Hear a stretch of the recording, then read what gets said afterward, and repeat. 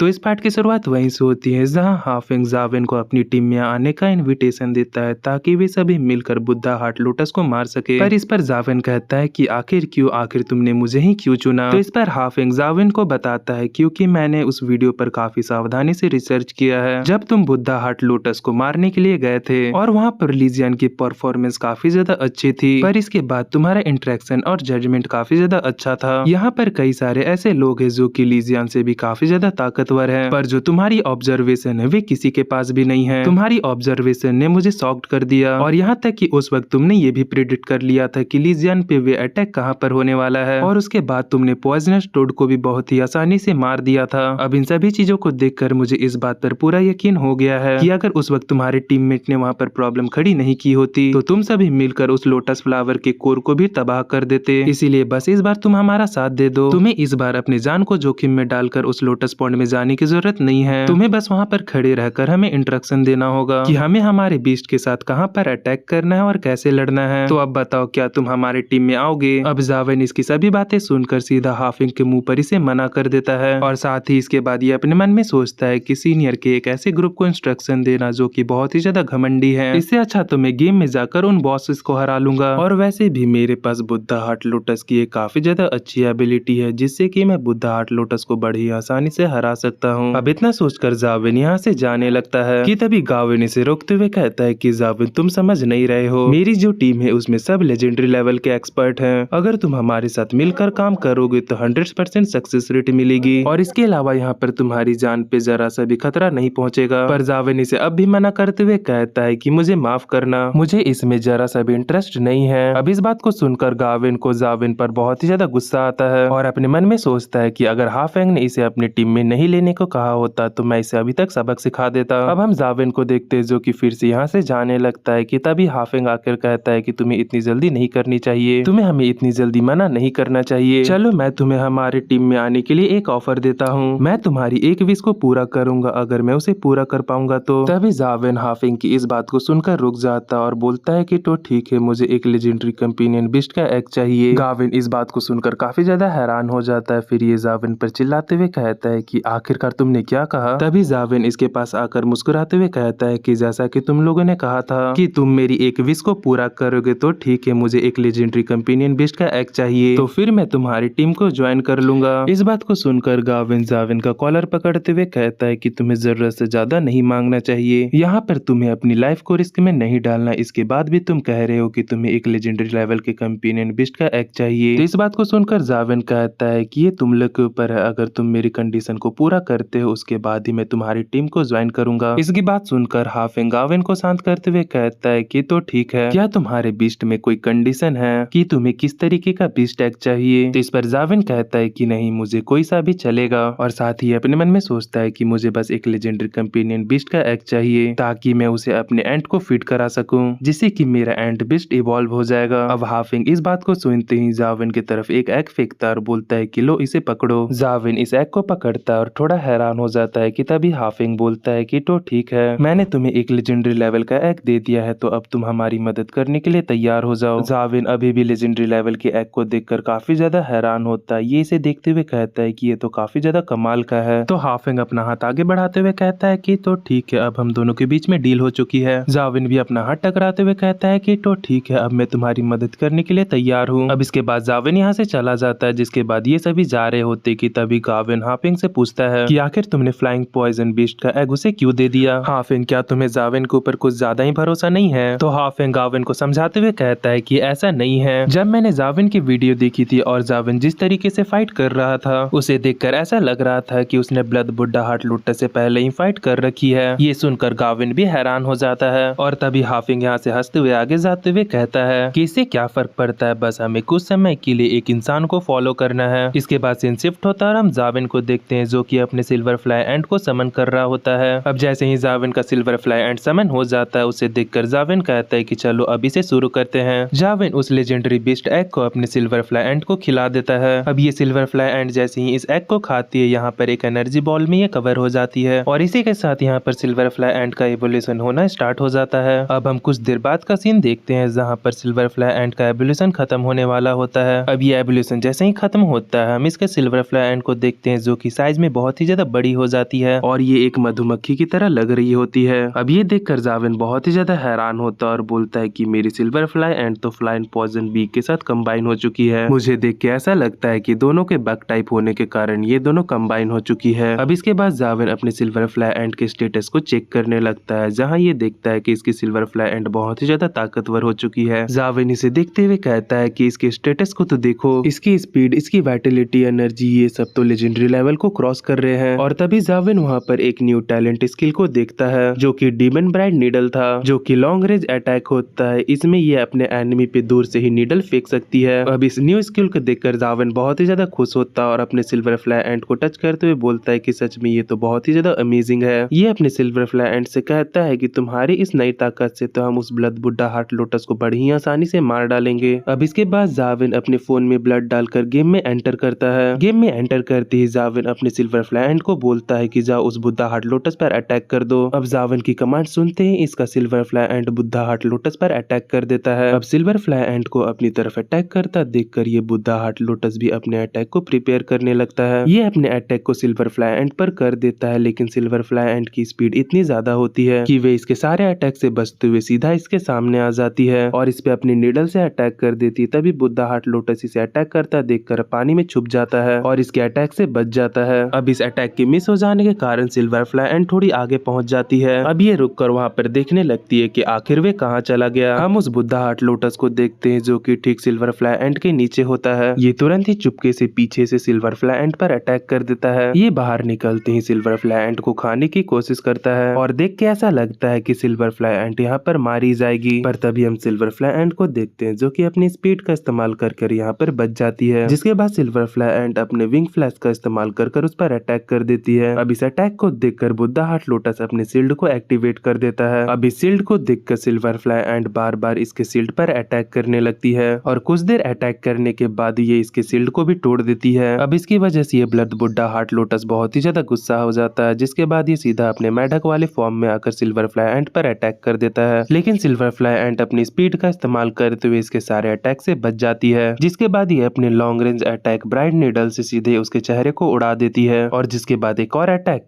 कर सीधा उस पिलर को भी तोड़ देती है। इस पिलर के तबाह होते ही यहाँ पर एक बहुत ही बड़ा एक्सप्लोजन होता है, जिससे कि सिल्वर फ्लाई एंड दूर होकर बच जाती है। अब इस अचानक हुए एक्सप्लोजन को देखकर जाविन भी बहुत ही ज्यादा हैरान होता है। जाविन कहता है कि सच में ये एक्सप्लोजन तो बहुत ही ज्यादा पावरफुल है। मुझे लग ही रहा था कि मेरे सिल्वर फ्लाई एंड का विंड नीडल अटैक उतना ज्यादा पावरफुल नहीं है कि वे एक ही बार में उस पिलर को तोड़ सके। जरूर ये पिलर उस तोड़ के मरते ही सेल्फ डिस्ट्रक्ट हो जाती है। जाविन यहाँ पर निराश होते हुए बोलता है कि इस एक्सप्लोजन की वजह से तो इसका ड्रॉप पानी में ही बह गया होगा। कि तभी जाविन की सिल्वर फ्लाई एंड यहाँ पर आती है और हम उसके मुंह में एक रेड क्रिस्टल देखते हैं। जाविन इस क्रिस्टल को देखकर बहुत ही ज्यादा हैरान होता है और बोलता है कि ये तो वाइटलिटी एनर्जी क्रिस्टल है। इसका मतलब है कि तुमने उसके मरते ही उसके ड्रॉप को पकड़ लिया। सच में तुमने तो कमाल ही कर दिया। अब जाविन इस क्रिस्टल को पकड़ते हुए कहता है कि शायद ये क्रिस्टल उस टेम्पल में जाने की एक चाबी हो सकती है। अब इसके बाद जाविन इस क्रिस्टल को एब्जॉर्ब करने लगता है, जहाँ इसे एब्जॉर्ब करने वक्त जाविन को यहाँ पर बहुत ही ज्यादा गर्मी लग रहा था। जाविन के बॉडी के चारों तरफ एक रेड ऑरा सा छा जाता है। जाविन इस एनर्जी को फील करते हुए कहता है कि मुझे ऐसा क्यों लग रहा है कि यहाँ पर कुछ गलत होने वाला है। जाविन इस एनर्जी को एब्जॉर्ब करते हुए कहता है कि सच में ये एनर्जी तो काफी ज्यादा पावरफुल है। मैंने जितना सोचा था ये उससे भी ज्यादा पावरफुल है। अब हम कुछ देर का बाद का सीन देखते हैं, जहाँ पर जाविन ने इस एनर्जी को एब्जॉर्ब कर लिया था और तभी इसके फोन में एक नोटिफिकेशन आता है कि ब्लड बुड्ढा हार्ट के एनर्जी को एब्जॉर्ब करने के बाद हार्ट मेडिटेशन का लेवल 10 हो चुका है और अब इस स्किल का नाम चेंज होकर ब्लड मेडिटेशन हो चुका है। अब इसे देखकर जाविन यहाँ पर बहुत ही ज्यादा खुश होता है, जिसके बाद ये अपने पसीनों को पोंछते हुए कहता है कि मुझे तो आज ऐसा लगा था कि मेरा तंदूरी फ्राई बन जाएगा। अब इसके बाद जाविन अपने ब्लड मेडिटेशन को एक्टिवेट करते हुए बोलता है कि जैसा कि मुझे लगा था कि मैं ब्लड मेडिटेशन को हार्ट मेडिटेशन से ज्यादा देर तक यूज कर सकता हूँ, यानी कि ब्लड मेडिटेशन को आधा 1 घंटा तक एक्टिवेट कर